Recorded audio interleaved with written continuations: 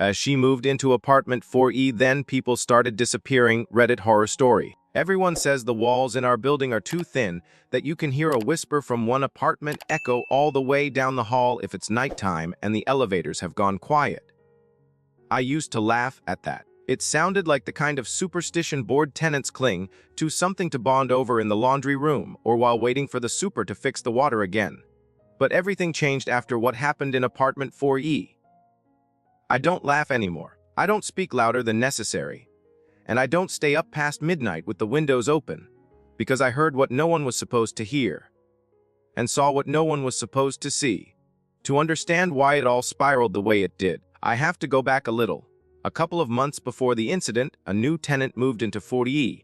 That unit had been empty for nearly a year after the last guy, Mr. Donovan, passed away during a heat wave and wasn't found for 3 days. His cat survived longer than he did. I remember the smell. They had to repaint the entire hallway. So when someone finally moved in, it caused a bit of a stir. Everyone wondered who'd want to live in that cursed box of a room. From the outside, she looked normal, mid-30s, tidy, polite. Not overly chatty, but not standoffish either. She wore beige a lot. That's what I remember first. Beige sweaters, beige pants, beige shoes. She looked like a page from a catalog that hadn't decided if it wanted to be spring or fall. Her name was Mara. She introduced herself once, only once, in the elevator, clutching a reusable grocery bag filled with what looked like all the same brand of soup. She said she worked remotely, never elaborated, and her eyes darted like someone trying to avoid headlights. The kind of person who always seems halfway through an apology without knowing why. After that, she barely spoke to anyone. But the odd part was how often we heard her. For someone so reserved, so pale and silent in person, her apartment came alive at night. And not just with noise, strange noises. At first, it was just furniture dragging across the floor, then heavy, deliberate thuds. Once or twice, I swore I heard whispering, but not in a talking, to someone kind of way, more like reciting, as if reading something ancient and uncomfortable aloud. Still, no one said anything. This is New York. Well, just barely outside of it, technically. But we're all trained to ignore things that don't scream fire or blood, until the woman in 40C went missing. At first, people assumed she was visiting family. She was always complaining about her sister in Vermont and threatening to move there. But her mailbox overflowed, and the packages started piling up. That's when the gossip started. Theories, rumors, whispered accusations, and somehow they all drifted toward 4E. One night, I couldn't sleep. The heat was unbearable, and the AC was still broken. I opened my window, hoping for a breeze, and that's when I heard it. A dragging sound again, but slower this time. Longer pauses. And then something else. Metal scraping concrete. I leaned out a bit to hear better. I don't know what I was expecting.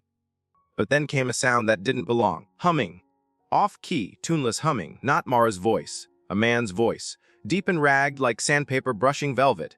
I don't know why that terrified me more than anything else I'd heard. Maybe because Mara lived alone. Maybe because no one else should have been in there. The next day, I reported a noise complaint anonymously. 2 nights later, I woke up at 3:12 a.m. The microwave's green digits were the only thing that told me it wasn't still the night before. The sound came again, not just dragging. This time it was footsteps, not hurried or panicked, but slow, like someone carrying something heavy and trying not to drop it. Then, the softest knock. Not at my door. At 40C, the apartment where the woman had gone missing. I stared through my peephole for what felt like hours, but all I saw was the empty hallway, dimly lit by flickering fluorescence. No one ever walked away. That morning, I decided to walk past 4E on my way to work. Something smelled off. Not quite like death, but wrong. Like wet cardboard and vinegar and something acidic underneath. The door was closed, the peephole dark. But taped to the outside of the door was something strange, a page from a book, torn unevenly, with just one sentence on it. The eye that sees through walls is blind to mirrors. I stared at it for a long time, pretending to check my phone when someone walked by. Then I left. But I took a photo of that page. I showed it to my friend Julian later that day. He's the kind of guy who gets excited over obscure philosophy quotes and conspiracy forums. He thought it was a reference to a surveillance theory, a metaphor about how some watchers can't see themselves. I thought it was nonsense, but that didn't stop me from checking Mara's door again that night. The paper was gone, replaced by a new one. It isn't her apartment if she never leaves it. But after that, I started documenting everything. The sounds, the times, the smells, the notes. I didn't sleep. I drank coffee like it was oxygen and avoided going anywhere without my phone on record. I even left a sticky note near her door that just said, "Do you need help?" It was gone within an hour, replaced by another page, this one darker, crumpled. "Help only finds those who want to leave." That was the last note. After that, the sound stopped. The dragging, the whispers, the footsteps. Gone, which somehow made everything worse. People started noticing. Is Mara still here? I haven't seen her in a while. But no one checked. No one knocked. Not until the fire alarm went off a week later. Smoke was coming from under her door. Someone finally called the fire department. They broke in while the entire floor stood in the hallway barefoot in pajamas, clutching phones and murmuring fears too quietly to matter. I watched from the stairwell, gripping the railing so hard my hand went numb. When they opened the door, I braced myself. But the apartment was empty. Not just empty, clean. Pristine. No furniture, no boxes, no scent, no signs that anyone had ever lived there. Except one thing, a single half-burned note on the floor near the window. The fire had started in the trash can, they said. Likely an accident. But the paper didn't look like trash. It looked intentional. The part that hadn't burned said, "If no one remembers, then it never happened." I didn't sleep that night. I barely breathed, because when I went back to my place and opened the photo of that first note I took, the one about mirrors, it wasn't there. I mean, the photo existed, but the paper in it had changed. It now said, "Don't take what was never yours to see." I swear on my life, that's not what it said before. I've never touched that photo again. Since then, 4E remains empty. Not on the lease reports, I check it. But in real life, no footsteps, no lights, no mail. But every once in a while I hear a knock. Soft. Gentle. Like someone testing the walls for memory. And every time I do, I wonder if it's Mara. Or the thing that lived beside her, behind her, maybe inside her all along. Because sometimes, the people who disappear were never really people to begin with. I tried to move on, really I did. After that night with the fire and the burned note, I made a conscious effort to let it all go. It wasn't healthy, I told myself. Obsessing over some ghost story and a half, rotted apartment building wasn't doing me any favors. And neither was scouring message boards about urban legends or reaching out to Reddit threads that specialized in unverified phenomena. But even when I convinced my brain to disengage, my body didn't follow. I'd walk past 4E and feel the tiny hairs on my arms rise for no reason. I'd turn the corner by the elevator and swear I heard someone breathing in rhythm with me. I changed my route to the stairwell, took the long way out of the building, even started sleeping with a sound machine to drown out the creaks and whispers the building had started murmuring at night like a living thing losing its mind. It didn't help. A few weeks later, a package arrived. Not for me, not for any tenant on our floor. It was addressed simply EM. No unit number, no return address. It had been left on the mail table, one of those padded envelopes with just enough weight to make you curious. People passed it by all day, side-eyeing it like it might tick or leak. But it sat there untouched until I came home from work and found it resting on my own doorstep. No explanation. Just moved, like a stray animal seeking a new home. I should have left it, but you already know I didn't. Inside was a photograph. Black and white, slightly warped from moisture, like it had been submerged at some point. The image showed a room, not mine, not Mara's, but familiar. Cracked tiles, peeling paint, the radiator from our hallway unmistakably crooked in the background. And in the center, a figure, a woman or the idea of one. Her face was blurred, not by motion, but by deliberate smearing, like someone had run a thumb across her mouth and eyes while the photo was still developing. Her clothes were the same dull beige Mara always wore, but dirtier, heavier, sagging as if soaked in something thick. On the back, in faint pencil, was a date. May 17, 1976. That made no sense. Our building wasn't even finished until 1981. I checked city records, but the radiator, the hallway, even the warped linoleum pattern. Identical. I didn't know what to do with the photo, so I left it in my desk drawer and tried to forget it existed. But that night, I had a dream. At least I think it was a dream. I was lying in bed, the sheets tight around me like a hospital corner, and I couldn't move. The room was filled with a low hum. Not my sound machine, but a real vibration in the air, like the deep, throated noise of something enormous sleeping beneath the floorboards. And then I saw her. Not fully, not standing at the foot of my bed or anything cliché like that. But in the reflection, my mirror faced the window, but in the glass, I saw something that wasn't outside.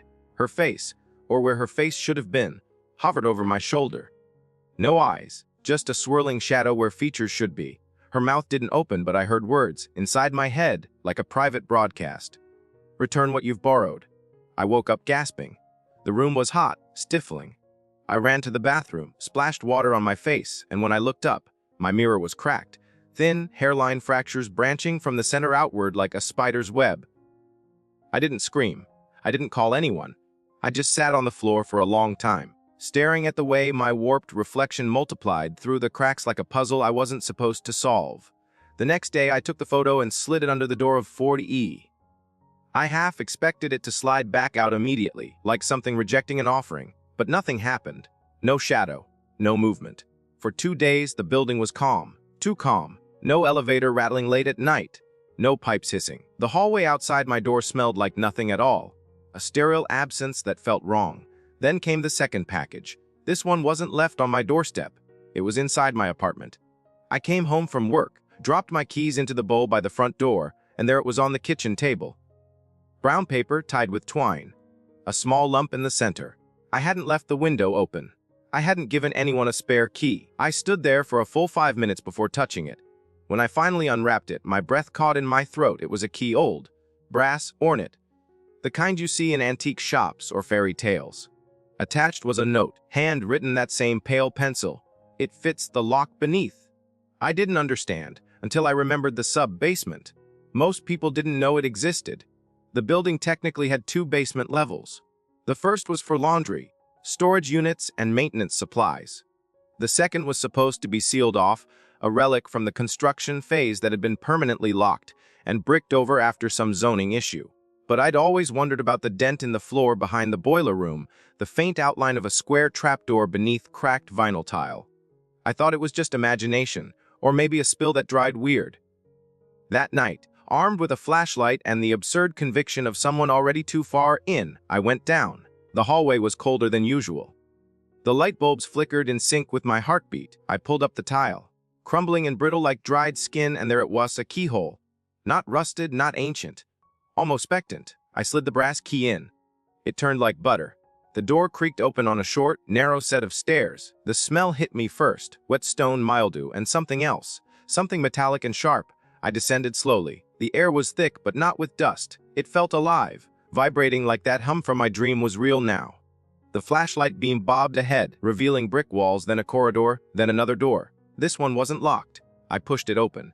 Inside was a room no bigger than a closet, empty except for a chair in the center. On it sat a box, cardboard damp, sealed with red wax, and scrawled across the lid in jagged script was a name I hadn't thought of in years. My grandmother's. I didn't open the box. I couldn't. I backed away, heart pounding, flashlight shaking in my hand. I bolted up the stairs, slammed the trapdoor shut, and fled to my apartment, locking every deadbolt behind me. I didn't sleep that night, or the next. But something changed after that. People in the building began whispering again. Not about Mara or the fire, or the missing woman from 40C, but about something older. Tenants who'd moved out years ago, all under strange circumstances. A man who went mute after hearing voices in the laundry room. A teenager who vanished, only to be found weeks later in the crawl space, unable to speak a word about what he'd seen. It wasn't just 4E. The whole building was wrong. One afternoon, while taking out my trash, I saw a girl in the hallway. A child I'd never seen before. She was crouched down, tracing patterns on the floor with her finger. I asked if she was lost. She didn't look up, just kept whispering something I couldn't hear. When I stepped closer, she vanished. Not like she ran off, like she blinked out of existence, the way Mara had. I stood frozen for a long time, the image of her finger etching invisible shapes burned into my mind. I tried to tell myself it was stress, lack of sleep, hallucinations, but then I received a letter mailed, stamped, postmarked from within the city, no return address. Inside was one sentence typed in all caps, SHE West Nvr alone. No explanation, no context, just that. I knew then I had to leave. But when I called the management office to break my lease, they told me something that stopped me cold. You're not in our system. What do you mean? I asked. I've been paying rent every month. There's no record of payment, no unit listed under your name, no signed lease. I laughed. I said it must be a mistake. I even offered to forward the email confirmations and receipts. The voice on the other end paused, then quietly said, Sirv apartment 4E has been vacant for 12 years. It's marked condemned. That's when I checked my own lease, the paper copy I'd filed away like a good tenant. But the unit number listed wasn't mine. It said, 4E. Always had, or had it. I looked up from the page and around my apartment. The walls, the window, the mirror still cracked from that first dream. And for the first time, I asked myself, what if I was the one living in the wrong place? Or worse, what if I was never meant to live here at all? Because sometimes you don't discover the secret. Sometimes you were always part of it. I couldn't stay after that. I told myself I would leave the very next day, even if I had to abandon everything I owned and walk out with only my clothes and that cursed cracked mirror. But the thing is, once you know too much, the building doesn't let you go. That sounds like paranoia, doesn't it? Like something a person says after too many sleepless nights and too much time alone. But I swear to you, I tried. I packed a duffel bag, called a friend to crash at their place across town, and took the stairs down 5 flights like a man escaping a sinking ship. But when I stepped outside, the street didn't look right. I mean, it looked familiar. Same trees, same stoplight, same corner bodyguard. But somehow distorted. Slanted, like everything was a few degrees off. The sky was the wrong shade of blue. The cars looked older. No people. No wind. Not even a single bird. Just stillness stretched too thin.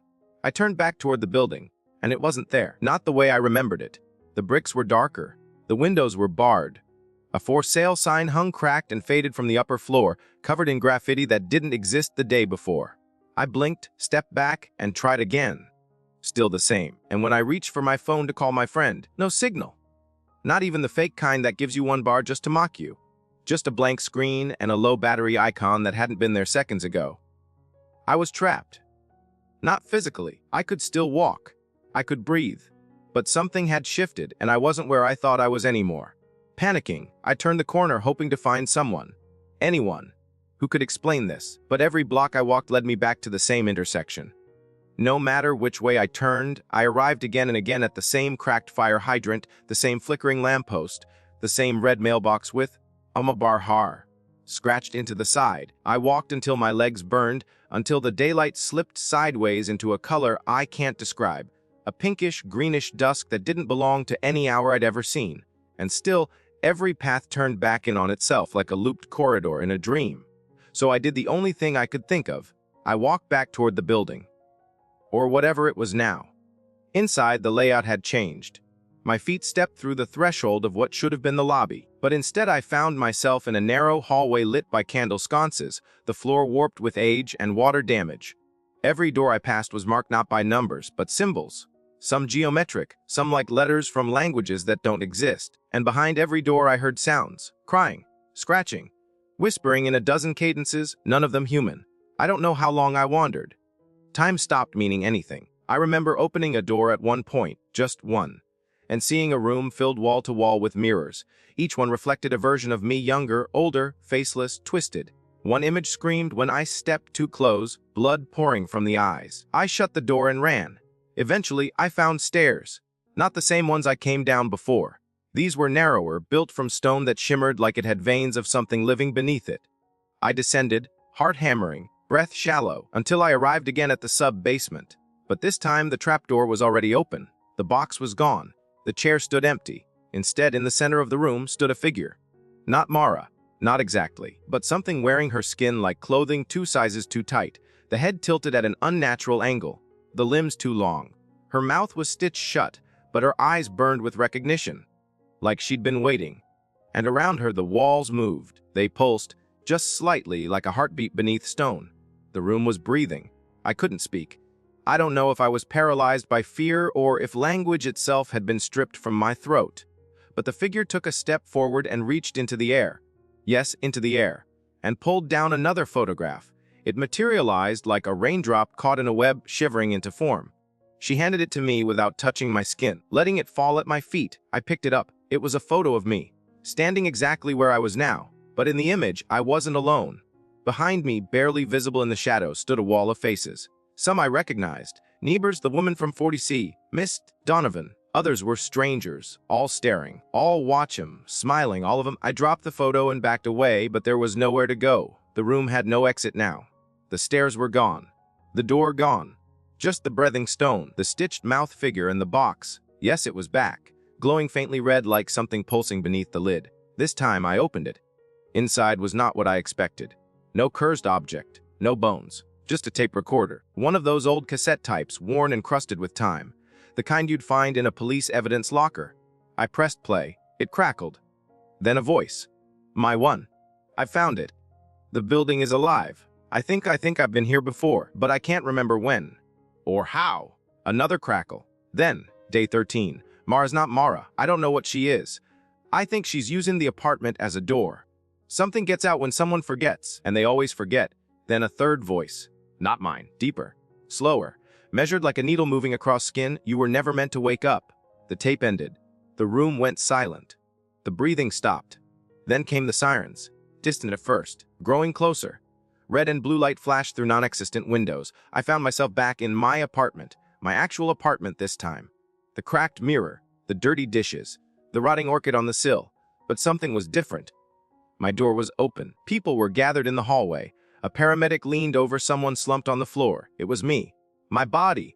Unmoving, eyes wide open, staring at the ceiling. I watched them try CPR.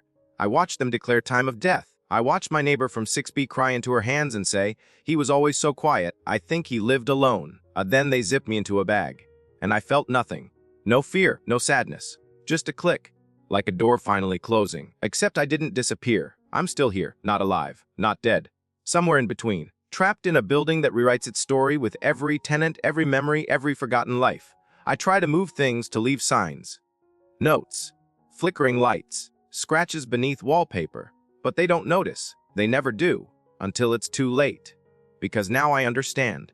You don't live in this building. The building lives in you. And if you're reading this, if somehow you found the record I left, the notes, the mirror, the trapdoor, the photo, then I'm sorry. It's already too late for you too. I stopped thinking of myself as a person the day I watched my own body get carried out. There's something about seeing yourself zipped into a bag that breaks your mind in ways language can't describe. The hallway was crowded that day, and yet no one saw me. Not the woman from 3D who always smiled too hard. Not the super, pacing nervously with his arms crossed like he'd known this was coming. Not even the officer who stepped inside my apartment to snap photos. They passed right through me, like smoke. Like I wasn't real anymore. Maybe I wasn't. At first, I thought it was some kind of limbo. That if I retraced my steps or said the right thing or opened the right door, I'd find my way back. Back to the life I had before the walls began whispering and my mirror cracked open like a mouth with secrets. But days passed, or what felt like days, and the more I wandered, the less the building resembled what I remembered. Rooms rearranged themselves. Windows appeared where none had been. I watched an entire hallway collapse into itself like origami folding backwards. No fire, no quake, just decay. The laws of architecture no longer applied. This place wasn't bricks and mortar anymore. It was memory. Or worse, something feeding on memory. I started following the others. The ones like me. Ghosts, if you want to call them that. But that word feels too simple. We weren't just dead. We were undone, echoes held in place by unfinished business. Or maybe by the building itself. They wandered too, some mindless, some aware. The aware ones avoided eye contact. Especially the man with the torn blue scarf who walked only in reverse, his mouth moving silently like he was praying backward.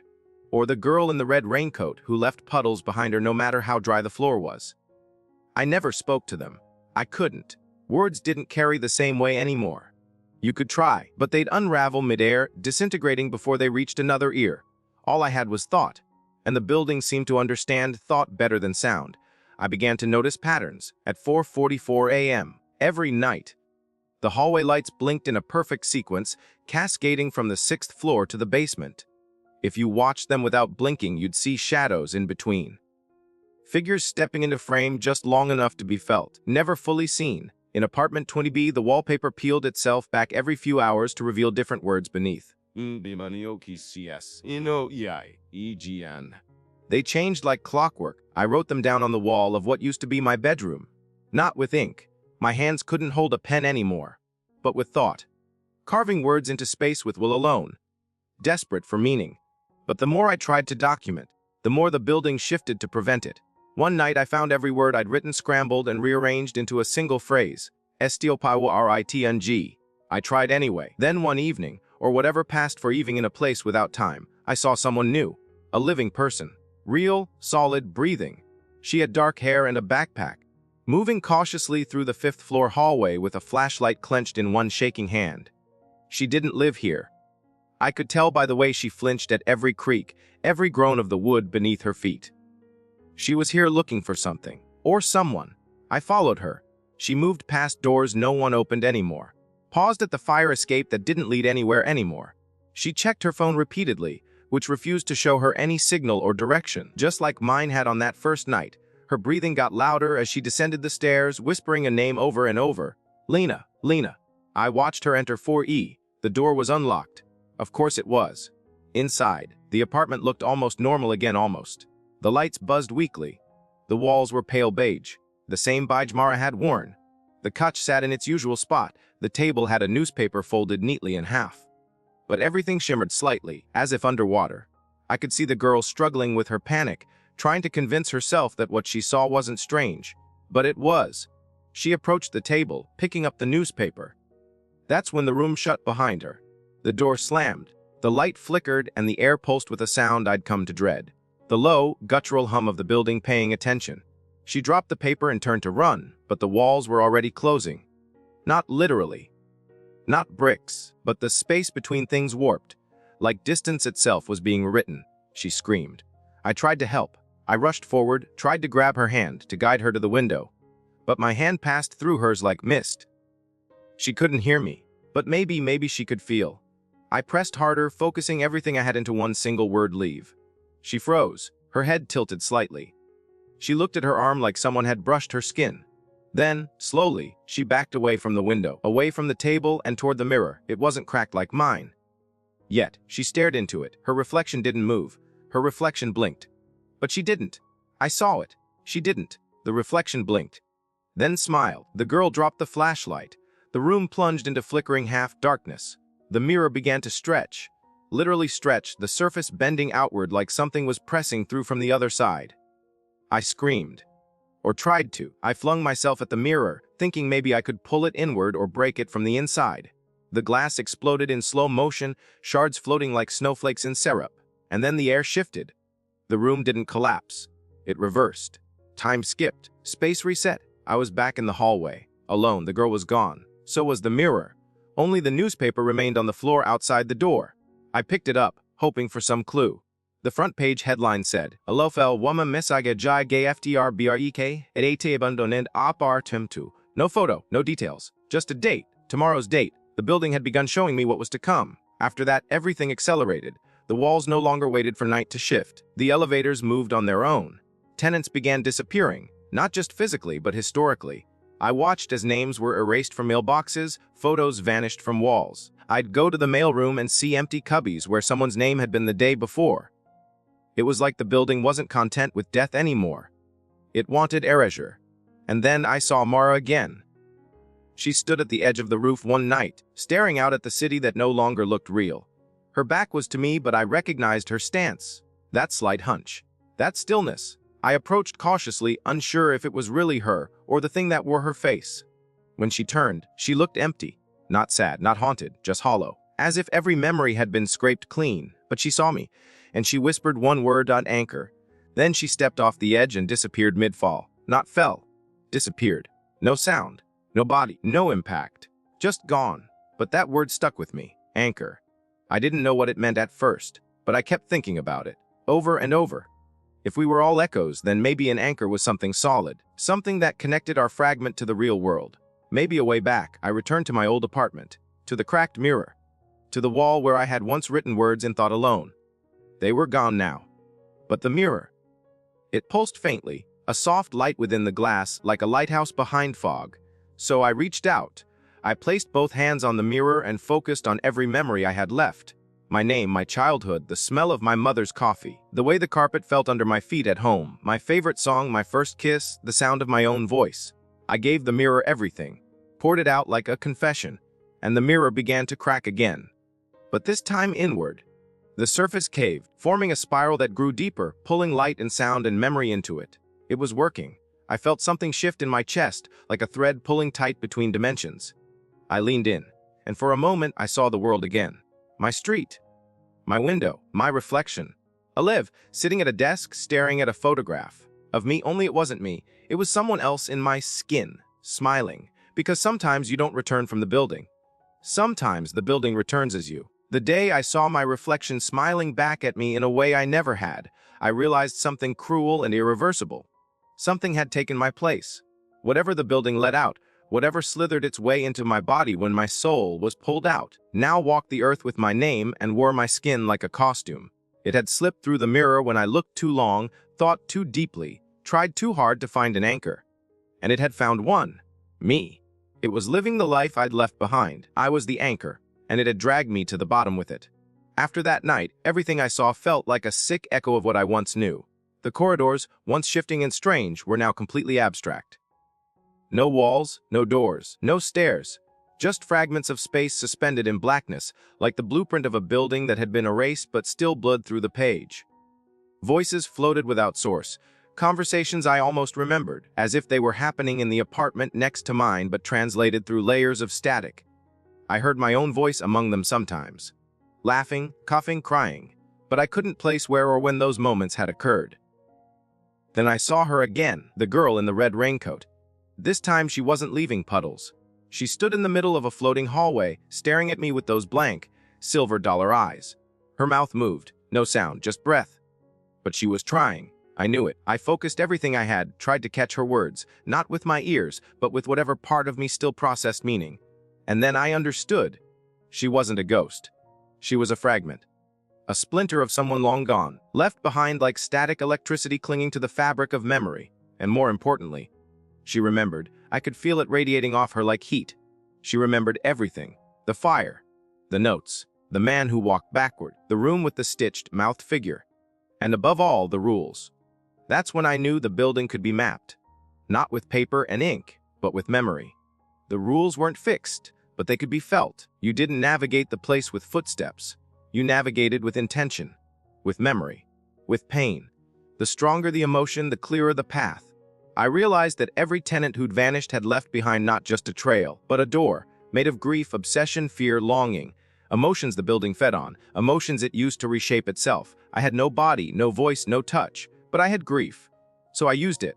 I thought of my mother's funeral, how I couldn't cry because I'd spent years trying not to need her.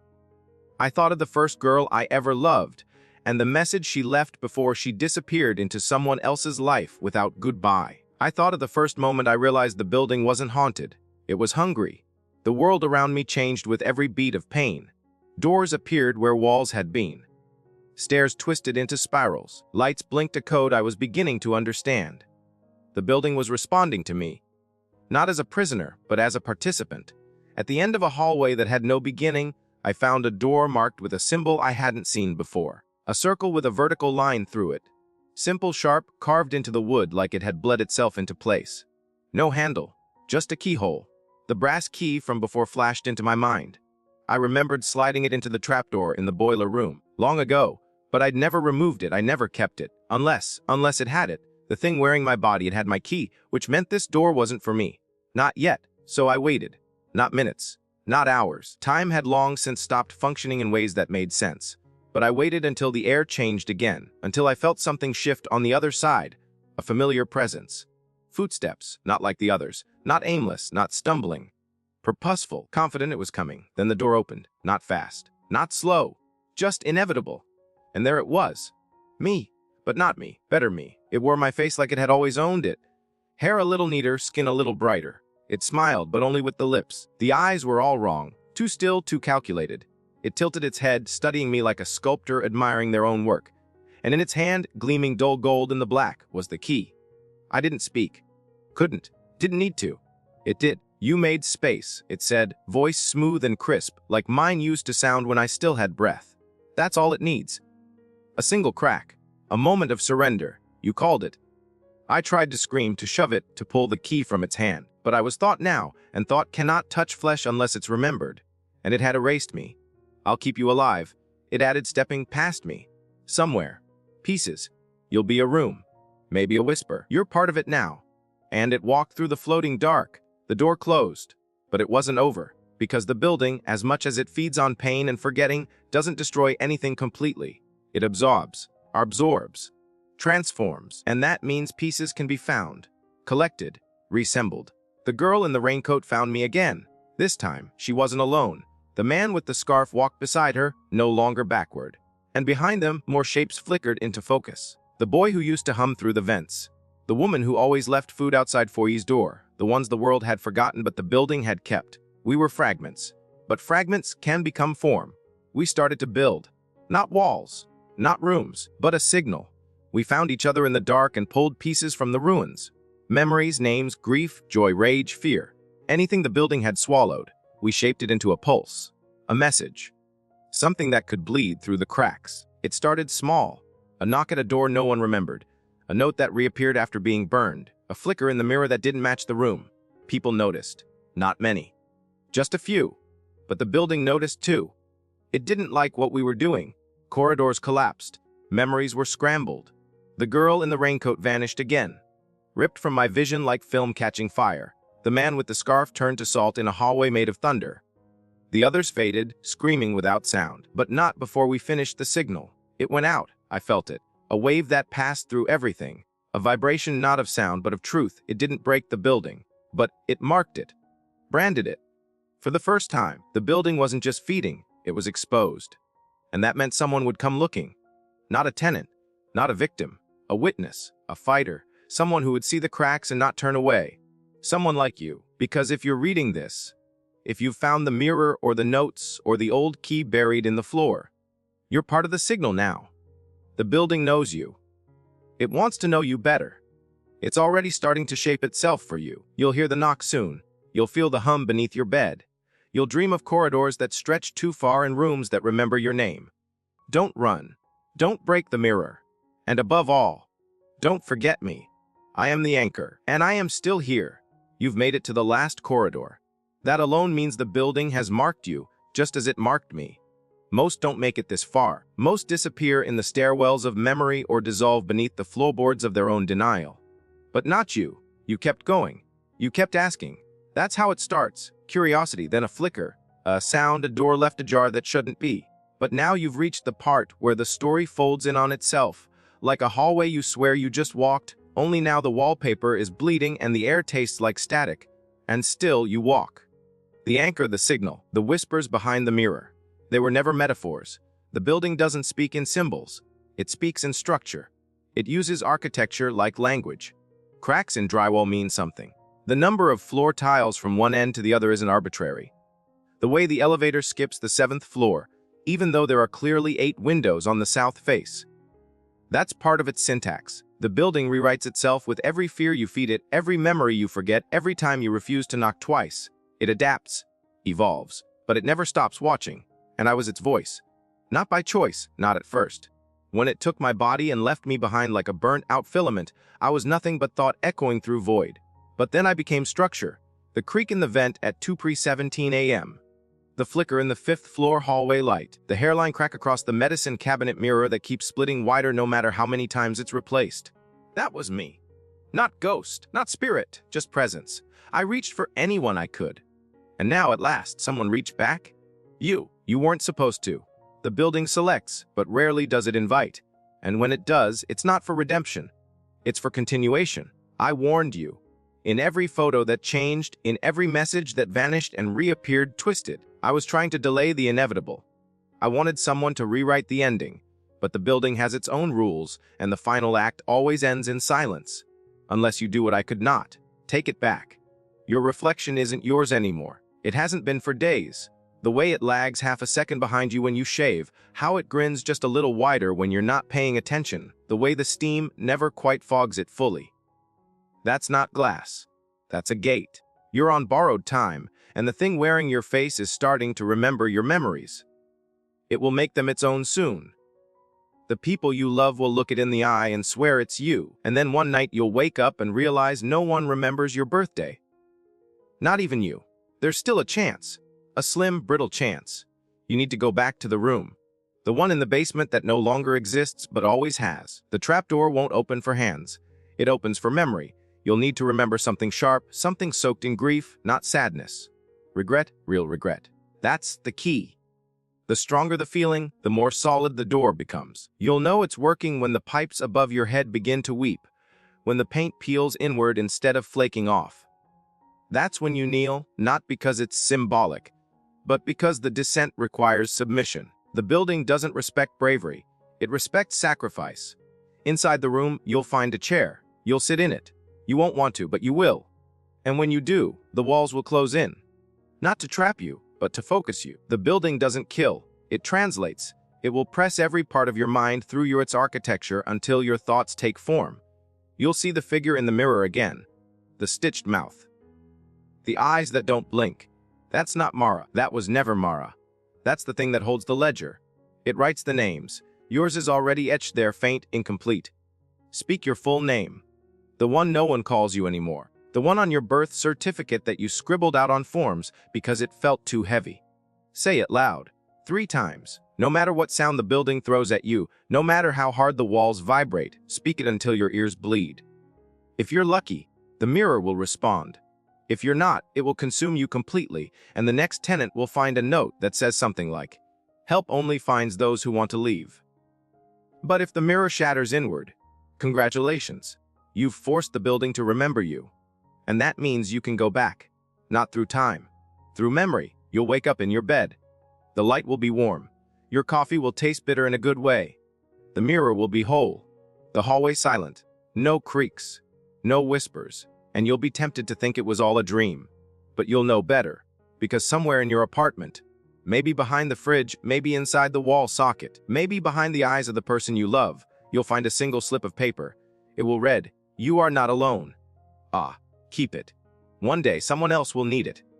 Because the building isn't a place, it's a pattern. It moves. It finds cracks in lives and slips in sideways.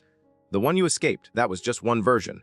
But there are others. They look like old hospitals, boarding schools, air bombs with perfect reviews and no host photos, childhood homes where every door leads to the same room, every mall you ever got lost in, the back halls of your workplace, hotel bathrooms with no reflection.